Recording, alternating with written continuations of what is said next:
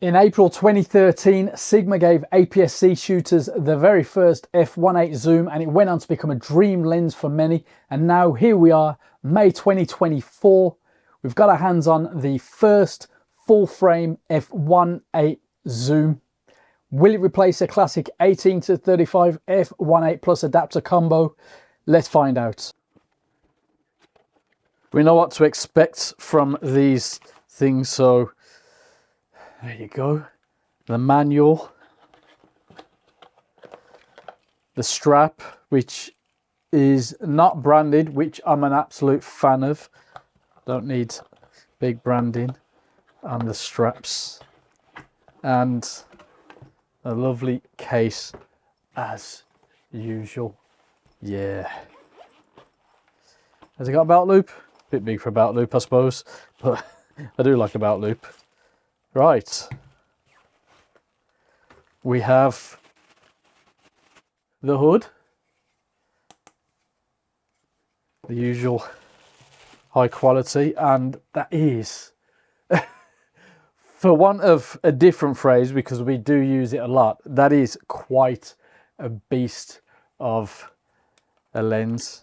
82mm filter thread, and there will be filters going on there.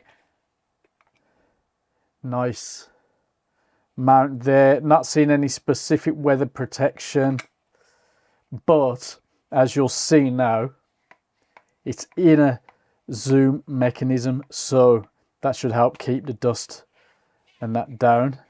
We do have a few buttons there. We've got the AF, MF, nice sure, click there. And talking about click, aperture ring is locked on that side. Declicked, clicked, and a lovely sounding click it is too. So 1.8, 16 and the A. Let's check that lock again. So that locks on the A. It's a hard lock on the A. There we go. Now that 28mm to 45mm, that is pretty exciting. A chunk of a thing, weighs 960 grams, 1:4 maximum magnification ratio, closest focus distance 30 centimeters. Yeah, 18 elements, 15 groups, so there's a lot going on in there. I guess, you know, you need that to get the aperture at this zoom range, and to have that zoom all internal. Very, very nice. That's something that people were crying out for on the 24-70 that didn't come.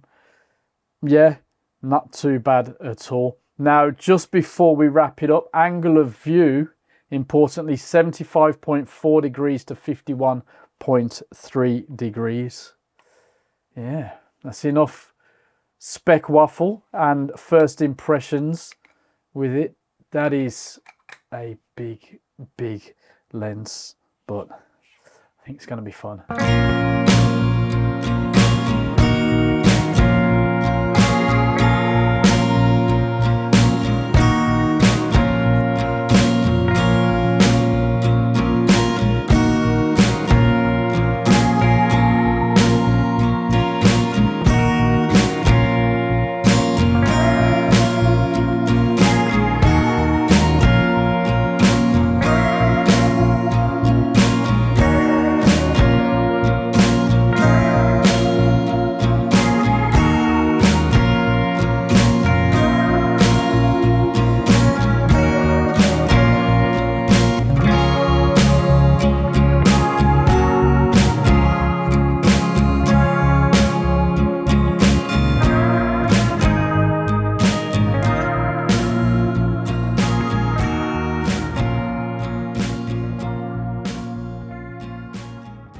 Run and gun shooting is a little awkward, but otherwise the lens handles pretty well, even in fast-paced situations.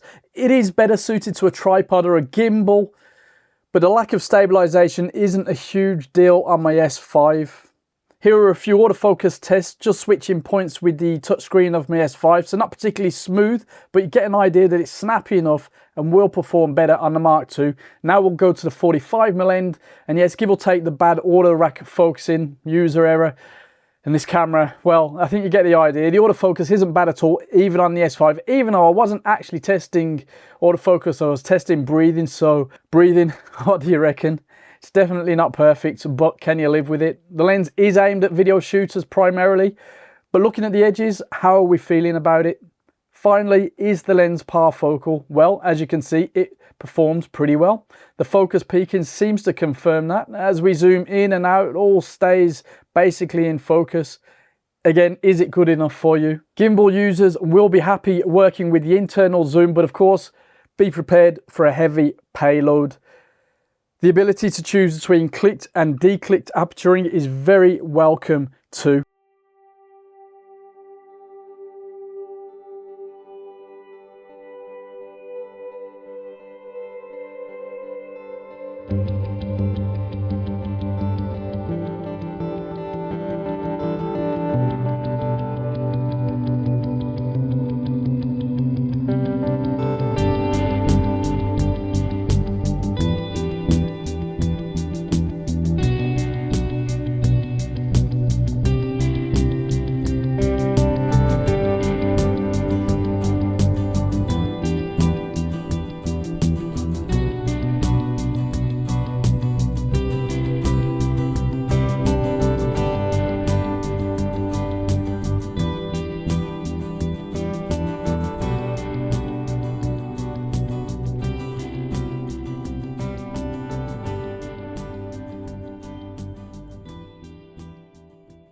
Overall sharpness is very good, and wide open it performs well. Color rendering is excellent, accurate and easy to work with. Contrast is also very good. Chromatic aberration, very well controlled, and distortion, not bad. Vignetting, very minimal wide open, and ghosting and flare, both okay. Importantly, bokeh and fall off, to me, is pleasing. It's not magical, but what do you think? I shot the intro with it so we could get an idea of the specular highlights, as it was pretty dull when I took it for my test shots, but I think you get the idea.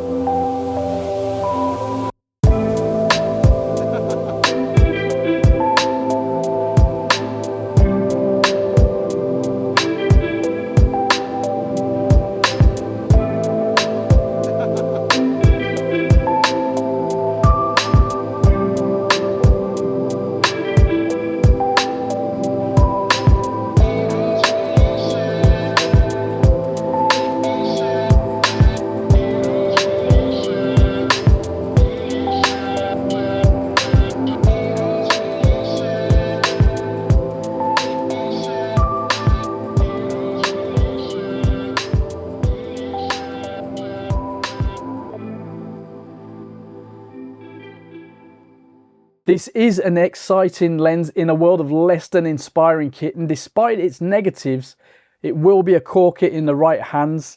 It's retailing at $12.99, which all things considered is a good price. It's a pro level lens, so specific shooters won't mind investing in this unmatched bit of kit. Now in the intro we referred to the 18-35 lens, which you can get at almost half the price used with the adapter, but using it on a full frame body comes with a lot of compromises, and even then is best in movie mode, and even then only on certain cameras, so not a fair comparison. This new lens is the full frame equivalent in that it's the fastest autofocus zoom and effectively a few top quality primes in one big heavy lens. My arm's aching, so it's time to finish. What do you think? Let us know, and I'll see you soon.